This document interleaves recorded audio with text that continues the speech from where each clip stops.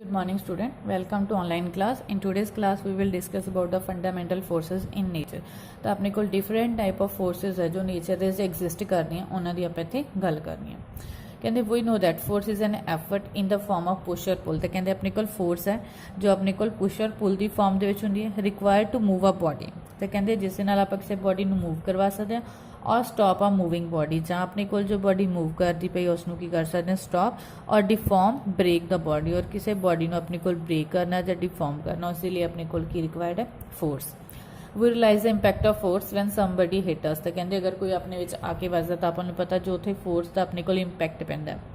और जो अपने को फोर्सिस ने अपने को मैक्रोस्कोपिक वर्ड के विच ने ग्रेविटेशनल फोर्स हो गया muscular force tension and other lots of forces ने विच अपने को माइक्रोस्कोपिक वर्ड के विच एग्जिस्ट करते हैं।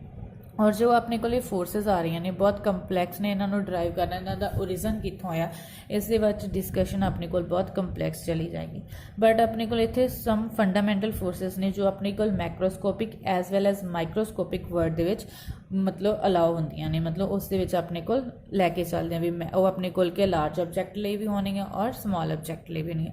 अपने को मेन 4 फोर्सिस ने first gravitational force weak nuclear force electromagnetic force strong nuclear force. तो फर्स्ट अपने को आ रही है ग्रेविटेशनल फोर्स की है। Gravitational force is the force of mutual attraction between any two object by virtue of their mass. तो कहते अपने को कोई भी दो ऑब्जैक्ट के जो उन्होंने मास करके फोर्स लग रही है उसको आप बोल दें ग्रेविटेशनल फोर्स कह रहे हैं। We know that every object has some mass, therefore gravitational forces are universal forces, that is every object in this universe attract each other object at all distance। तो कहते अपने को हर एक बॉडी का कोई ना कोई मास होने करके हर एक बॉडी है जो अपने को एक दूसरे को अट्रैक्ट करती है।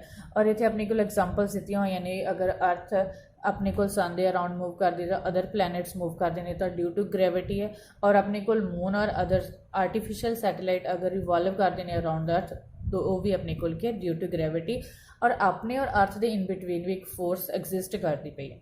तो अपने को मैग्नीट्यूड क्या है force exerted by particle of mass m1। कहते अपने को फोर्स एग्जर्ट हो रही है एक पार्टिकल की दूसरे ऊपर।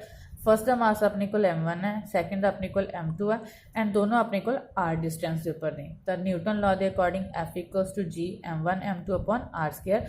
तो जो फोर्स होगी अपने को gravitational constant product of their masses and inversely proportional to square of their distance. G अपने को ग्रेविटेशनल कॉन्स्टेंट है उसकी वैल्यू अपने को फिक्स होगी कि G equals to 6.67 into 10⁻11 newton metre square पर किलोग्राम स्क्वायर होएगी। और इसकी अपने को जो डायरेक्शन होगी force on m2 is toward m1 होएगी and equal but opposite force अपने को जो m2 है m1 के ऊपर मतलब फील करेगा। दैन उस अपने को इंपॉर्टेंट फीचर्स की ने अपने को ग्रेविटेशनल फोर्सेस अपने को कि ने यूनीवर्सल अट्रैक्टिव फोर्सेस ने मतलब कि अपने को यूनीवर्स लग रही ने they exist between microscopic as well as macroscopic object. अपने को कोई भी साइज का ऑब्जैक्ट है उन्होंने उपर की अपने को फोर्सेस लग रही ने एंड अपने को उन्होंने साइज की है शेप की है किन्ने डिस्टेंस के उपर अपने को ने और किस मीडियम ने इस उपर की अपने को डिपेंड नहीं करता। These forces are never repulsive कदे भी अपने को रिपल्सिव नहीं हमेशा अट्रैक्टिव फोर्सेस होनी है अपने को वाली। सैकेंड की they are weakest force in nature अपने को ये ज़्यादा स्ट्रोंग नहीं होंगे सब तो वीक फोर्स है जो नेचर के ग्रेविटेशनल फोर्स है। They operate over very large distance specially when bodies are massive. कहते अपने को लार्ज डिस्टेंस के उपर भी फॉलो होंगी अपने को एग्जिस्ट करते हैं। Gravitational force obey inverse square law because inversely proportional to R square तो इनवर्स स्केयर लॉ नो फॉलो करती है। ग्रेविटेशनल सेंटर अपने को 2 बॉडीज के सेंटर तो अपने को लाई करती है। ग्रेविटेशनल फोर्सेस ने कंजरवेटिव फोर्सेस ने अपन पता कंजर्व रहती है। दैन फील्ड पार्टिकल जो इसमें अपने को फील्ड पार्टिकल लैके चल दो ये ग्रेविटोन आएगा। सैकेंड अपने को वीकर न्यूक्लियर फोर्सेस ने इस जो भी कोई अपने को रेडियो एक्टिव पार्टिकल है उसका डिके हो रहा है बीटा पार्टिकल तो उत्थे जो अपने को फोर्सेस लग रही ने वीक न्यूक्लियर फोर्सेस ने। तो अपने को weak nuclear forces are the force of attraction between any elementary particle of short life time. तो अपने को एलीमेंट्री पार्टिकल है जिसका लाइफ टाइम बहुत की स्मॉल है उस जो फोर्सेस एग्जिस्ट करदियां ने वीक न्यूक्लियर फोर्सेस अपने को उस होनी है। दैन उससे अपने को फीचर्स की दिते हैं properties the weak forces are 10⁻20 time stronger than ये अपने को ग्रेविटेशनल फोर्सेस नालों 10⁻25 मतलब 1 के 25 जीरोज़ अगर लगा दिए तो इन्हें अपने को स्ट्रोंग ने। The weaker forces exist between leptons lepton and mesons. जिवें अपने कोल इलैक्ट्रॉन प्रोटॉन न्यूट्रॉन्स होंदे ने, सेम तुसीं हायर स्टडीज़ विच पढ़ोगे कि तुहाडे कोल लैप्टॉन एंड मीजॉन्स भी होंदे, उन्हां दे इन बिटवीन ये वालियां फोर्सेज अपने कोल एग्जिस्ट करदियां ने। एंड अपने कोल other property of weak investigation के अंडर ने, अपने कोल इन्हां दे उपर अजे तक भी इन्वेस्टिगेशन है जो चल रही है। Then electromagnetic force. Electromagnetic force are the force between charge particle. कहते जो अपने कोल फोर्स चार्ज पार्टिकल के इन बिटवीन लग रहे हैं उन्होंने इलैक्ट्रोमैगनैटिक फोर्सेस बोलते हैं। जो अपने कोल कोई चार्ज एट रेस्ट है तो जो फोर्स होनी उन्होंने इलैक्ट्रोस्टैटिक फोर्स बोलते हैं। जो फोर्सेस होनी अनलाइक चार्ज के बिटवीन अट्रैक्टिव। अगर अपने कोल एक पॉजिटिव और नैगेटिव चार्ज है तो फोर्स अट्रैक्टिव होएगी, अगर अपने कोल पॉजिटिव या नैगेटिव चार्ज है तो रिपल्सिव होएगी। और इस अपने कोल कूलम ला जो इनू अपने कोल मेन स्टार्ट लैके चलता है।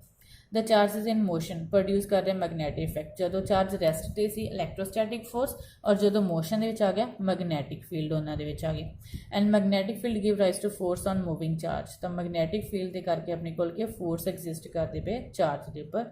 That's why electric and magnetic forces in general are inseparable. कहते इलैक्ट्रिक तो मैगनैटिक फोर्सेज ने जो अपने को डिफरेंट नहीं सेम ने, hence the name electromagnetic forces. तो उन्होंने अपने को कंबाइन करके एक नेम देता।